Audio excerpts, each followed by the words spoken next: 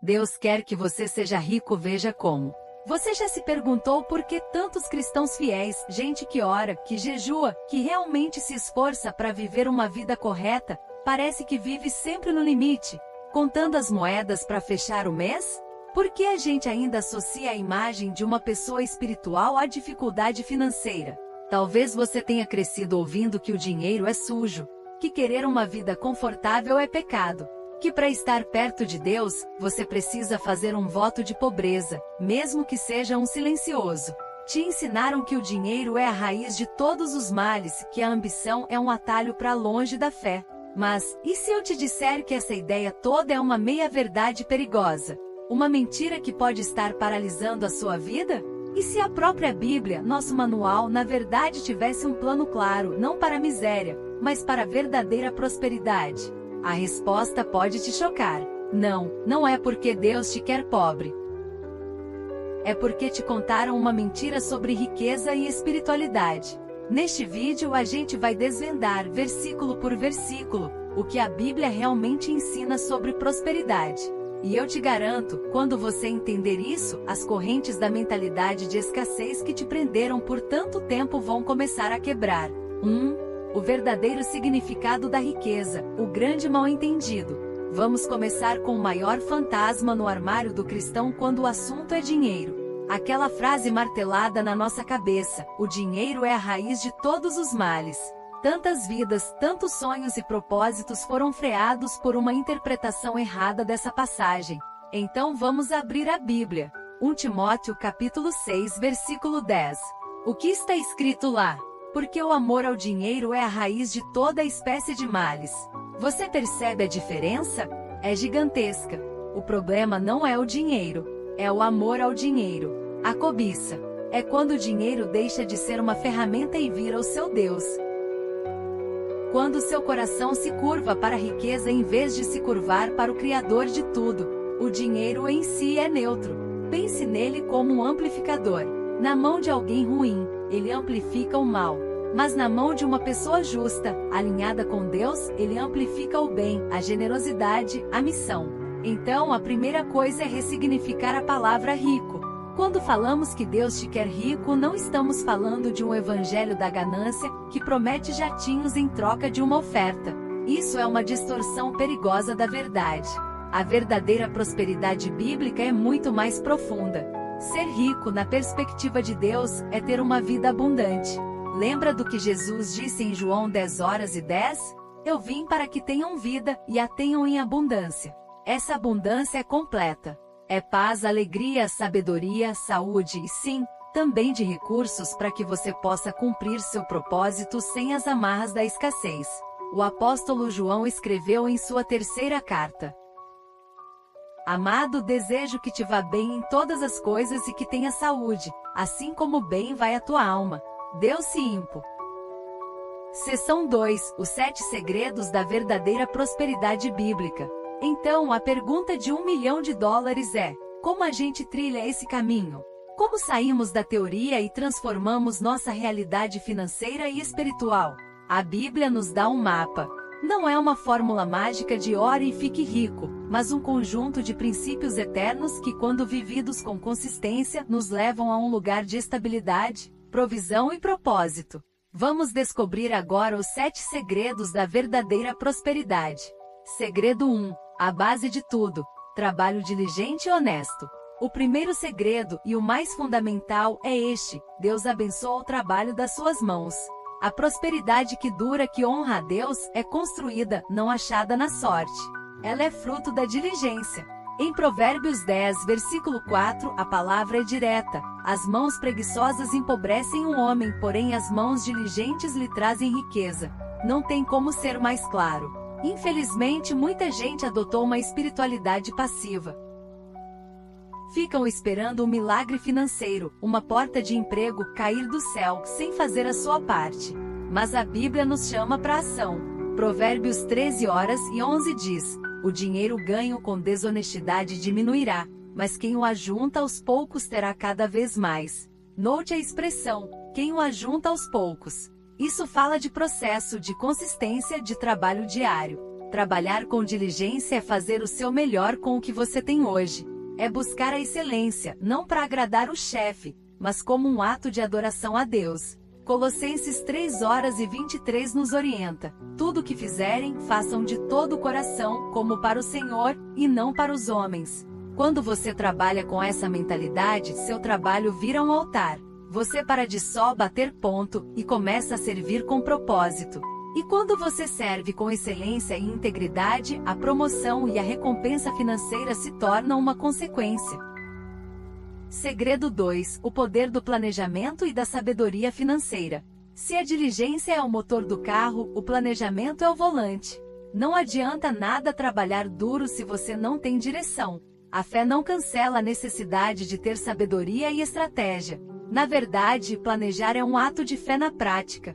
Em Provérbios 21:05, a palavra nos adverte: os planos do diligente tendem à abundância, mas a pressa excessiva, à pobreza. O próprio Jesus nos ensinou sobre planejamento. Em Lucas 14:28, ele pergunta: qual de vocês, se quiser construir uma torre, primeiro não senta e calcula o preço, para ver se tem dinheiro suficiente para completá-la? Planejamento financeiro não é falta de fé, é sabedoria bíblica pura. Na prática, o que isso significa? Significa que você precisa saber para onde vai cada centavo que ganha, criar um orçamento, ter metas financeiras claras. É parar de viver no improviso, só apagando incêndio, e começar a construir um futuro sólido. Muita gente ora por um aumento, mas não tem um plano pro dinheiro que já ganha. Querem que Deus confie o muito, mas são infiéis na administração do pouco. Buscar educação financeira é um ato espiritual. Estudar sobre como investir, quitar dívidas, fazer o dinheiro trabalhar para você. Tudo isso é buscar a sabedoria que a própria Bíblia incentiva. Segredo 3: a segurança de poupar e se preparar. Um dos maiores exemplos de sabedoria financeira na Bíblia é a história de José no Egito. Deus deu a Faraó um sonho sobre 7 anos de muita fartura, seguidos por 7 anos de uma fome terrível. E qual foi a estratégia que Deus revelou por meio de José? Guardar, poupar, criar uma reserva nos anos de abundância para ter segurança nos anos de escassez. Poupar não é falta de fé, é o auge da sabedoria e da prudência. Provérbios 21:20 diz: na casa do sábio há comida e azeite armazenados, mas o tolo devora tudo o que pode. O tolo vive pro hoje, gasta tudo que ganha, não pensa no amanhã. O sábio entende os ciclos da vida, que existem tempos de vacas gordas e vacas magras, e se prepara para eles. Construir uma reserva de emergência não é um conselho de coach financeiro moderno, é um princípio de milhares de anos. É o ato responsável de criar um colchão de segurança para sua família. Assim, uma emergência, a perda de um emprego, um problema de saúde, não vira uma catástrofe. Quando você guarda uma parte do que ganha, você está honrando a Deus com prudência e mostrando que é um bom administrador do que Ele te deu. Segredo 4: a chave mestra da generosidade e da gratidão. Agora a gente chega no segredo que separa a prosperidade de Deus da riqueza egoísta do mundo. É o princípio que protege nosso coração da idolatria e nos alinha com o coração de Deus, a generosidade. A mentalidade de escassez se agarra a tudo com medo de faltar. A mentalidade de abundância entende que a prosperidade é um fluxo. Você não é o destino final da bênção, você é um canal. Em Lucas 6:38, Jesus nos dá uma promessa incrível: deem e será dado a vocês, uma boa medida, calcada, sacudida e transbordante será dada a vocês. Pois a medida que usarem, também será usada para medir vocês. Provérbios 11:25 reforça isso: o generoso prosperará. Quem dá alívio aos outros, alívio receberá. A generosidade quebra o poder do egoísmo. Ela declara que nossa confiança não está no dinheiro guardado, mas no Deus que provê.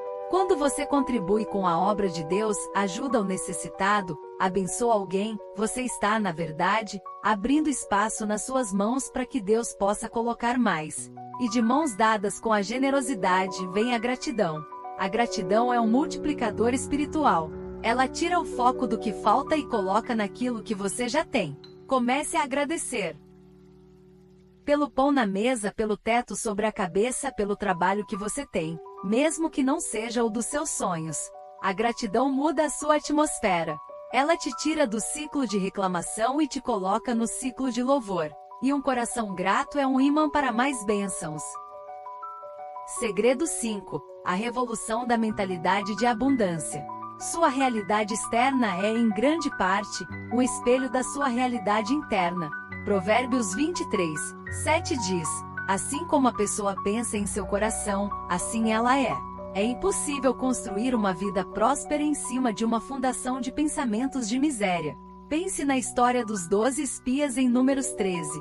Todos viram a mesma terra, uma terra que jorrava leite e mel, a promessa de Deus. Mas 10 deles focaram nos gigantes. Eles se viram como gafanhotos pequenos, derrotados. A mentalidade de escassez e medo os impediu de entrar na promessa. Só Josué e Caleb tiveram um espírito diferente. Eles viram os mesmos gigantes, mas focaram na grandeza de Deus. Tinham uma mentalidade de fé de abundância, de a gente consegue. Isso não é pensamento positivo vazio. É alinhar sua mente com a palavra de Deus. É parar de confessar a derrota, a dívida, a dificuldade, e começar a declarar as promessas de Deus sobre a sua vida. É trocar o eu não consigo pelo tudo posso naquele que me fortalece. É trocar o não tenho o suficiente pelo o meu Deus, segundo as suas riquezas, suprirá todas as minhas necessidades em glória, por Cristo Jesus. Sua mente é um campo de batalha. Você precisa arrancar as ervas daninhas do medo e da dúvida e plantar as sementes da verdade de Deus. Segredo 6. O princípio da responsabilidade e da mordomia. Este segredo é o teste final de maturidade. Ele se baseia numa verdade fundamental do Salmo 24:1. Ao Senhor pertence a terra e tudo o que nela existe. No fim das contas, nada do que você tem é realmente seu. Seu tempo, seus talentos, sua energia, seu dinheiro. Tudo pertence a Deus. Você é apenas um administrador, um mordomo. E um dia todos nós vamos prestar contas dessa administração. A parábola dos talentos em Mateus 25 é a ilustração perfeita. Um senhor confia seus bens a 3 servos. 2 deles investem e multiplicam. Foram bons mordomos. O terceiro, com medo, cava um buraco e enterra seu talento. Foi um mordomo negligente. A pergunta que essa parábola nos faz hoje é: o que você está fazendo com os talentos que Deus te deu? Com o salário que recebe, com as habilidades que possui, com as oportunidades que aparecem? Você está multiplicando-os para o reino ou está enterrando tudo com medo e inércia? A chave para receber mais de Deus é ser fiel no pouco que você já tem. Se você não administra bem R$ 100, por que Deus te confiaria 1000? Se você não é fiel num pequeno emprego, por que Ele te daria uma grande empresa? A promoção na vida e no espírito é resultado direto da fidelidade. Comece hoje. Organize suas finanças, crie um plano, use suas habilidades para servir. Mostre a Deus que você é um mordomo confiável, pronto para administrar bênçãos ainda maiores. Segredo 7. O alinhamento com o propósito de Deus. E aqui chegamos ao segredo que amarra todos os outros. A verdadeira prosperidade não é um fim em si mesma. Riqueza por riqueza é algo vazio e perigoso. A prosperidade que vem de Deus é uma ferramenta para cumprir um propósito maior. Em Mateus 6:33, Jesus nos dá a prioridade máxima. Busquem, pois, em primeiro lugar o reino de Deus e a sua justiça, e todas estas coisas lhes serão acrescentadas. Todas estas coisas se referem à comida, à bebida, às roupas, nossas necessidades materiais. A promessa é que quando nosso foco principal está no propósito de Deus, a provisão material vem como consequência. É aqui que a gente entende o alerta de Jesus sobre os ricos. Quando ele disse que era mais fácil um camelo passar pelo fundo de uma agulha do que um rico entrar no reino, ele não estava condenando a riqueza. Ele estava condenando a riqueza que vira um ídolo, que toma o lugar de Deus no coração e nos impede de buscar o reino. A riqueza que vira o objetivo final é uma maldição, mas a riqueza que vira combustível para a missão é uma bênção poderosa. Pergunte a si mesmo: por que eu quero prosperar? É só para ter mais conforto e ostentar? Ou é para ter mais recursos para abençoar minha família, financiar a obra de Deus, ser a resposta para a oração de alguém e cumprir o chamado que Ele tem para mim? Quando seu desejo de prosperar se alinha com o propósito de Deus, você pode orar com ousadia, sabendo que seu pedido honra o Pai. Você percebe a mudança de perspectiva? A prosperidade que Deus deseja para você não é sobre se tornar um milionário ganancioso. É sobre ser livre daquela ansiedade financeira que rouba sua paz. É sobre ter recursos abundantes para ser radicalmente generoso. É sobre se tornar um administrador tão fiel que Deus possa te confiar bênçãos ainda maiores. No fim, é sobre ter uma vida plena, cheia de propósito, paz e provisão. A riqueza não deve ser o que você busca. Ela é a consequência de quem você se torna quando alinha sua fé, sua mente e suas ações com esses princípios. Claro, a vida é complexa, e seguir esses passos não é um amuleto mágico que te livra de dificuldades. Mas eles te dão um mapa divino, uma estrutura de sabedoria para navegar sua jornada financeira de um jeito que honra a Deus e libera o potencial dele na sua vida. Se este vídeo acendeu uma luz na sua mente e no seu espírito, se você está pronto para abandonar de vez a mentalidade de miséria e abraçar uma vida de mordomia abundante e com propósito, então se inscreva agora mesmo no canal, para a gente continuar essa jornada de transformação juntos. Agora eu quero ouvir você. Deixe aqui nos comentários, qual desses 7 segredos mais te tocou? Qual deles você vai se comprometer a aplicar na sua vida a partir de hoje? Vamos construir uma comunidade forte, de mordomos fiéis e verdadeiramente prósperos. Obrigado por ficar até aqui. Não deixe de deixar seu comentário, curtir e compartilhar e se inscrever em nosso canal. Ajude-nos a chegar à marca de 1000 inscritos. Até a próxima!